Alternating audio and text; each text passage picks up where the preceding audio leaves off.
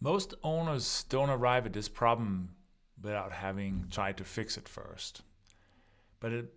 By the time I'm talking to someone about this, they're usually already tried a bunch of different things.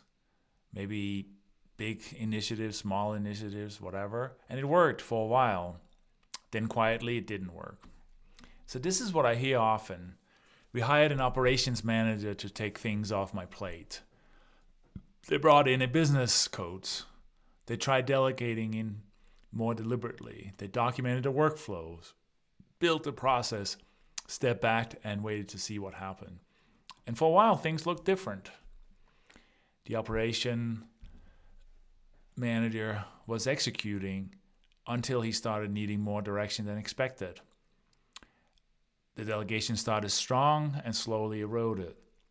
The process got followed for 2 months and then bypassed. And the owner found himself or herself back in the middle of it, wondering what went wrong again. I've had this conversation so many times that I've started noticing the pattern underneath it. It's not that the fixes were wrong in themselves. They did everything that the business books tells you to do. And most of them were reasonable responses to a real problem. You hire for an operational capacity. That makes sense. Delegating more intentionally makes sense. Building processes makes sense. The issue is that maybe they weren't fixing for the right thing.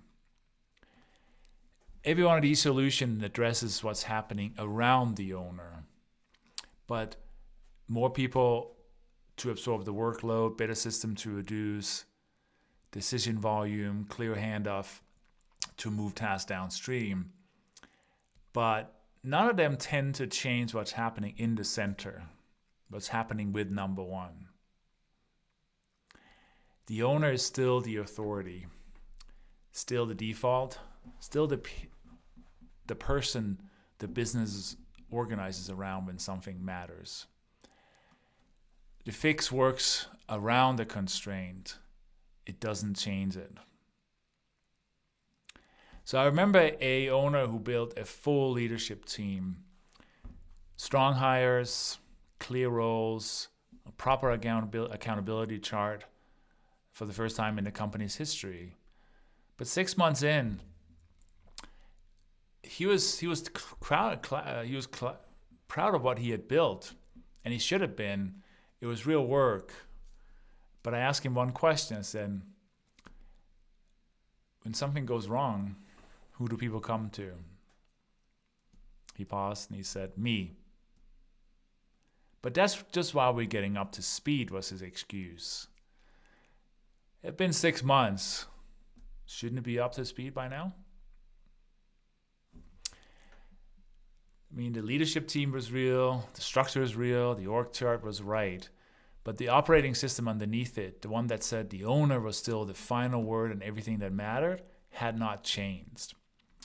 So the team used the structure of everything that didn't matter much and brought everything else back to him. So think about this. All the small stuff was running well. When the big problems started showing up, it came back to the owner of the business. So the org chart, the accountability chart said one thing. The behavior of the team members said something else. And behaviors always win. And so this is why these fixes don't stick. It's not because the owners aren't smart enough to implement it. It's not because the strategies are wrong.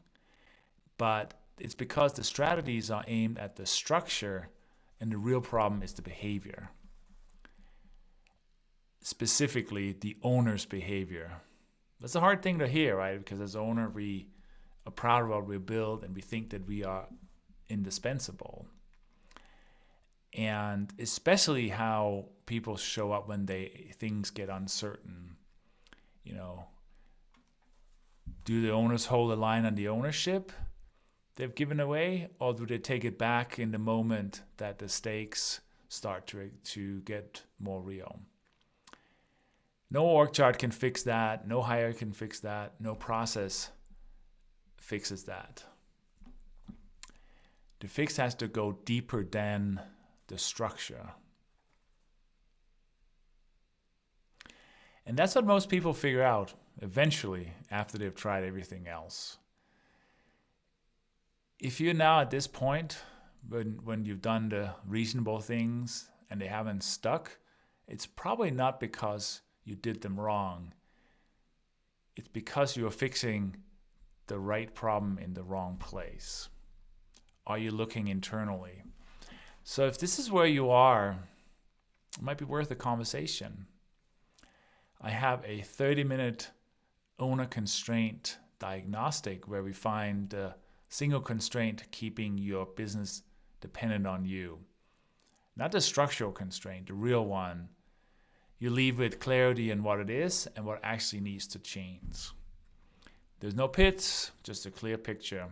The link to schedule that is in the description. And if you think this kind of thinking every Tuesday is worthwhile, you can also subscribe to my newsletter in the description below. See you next week.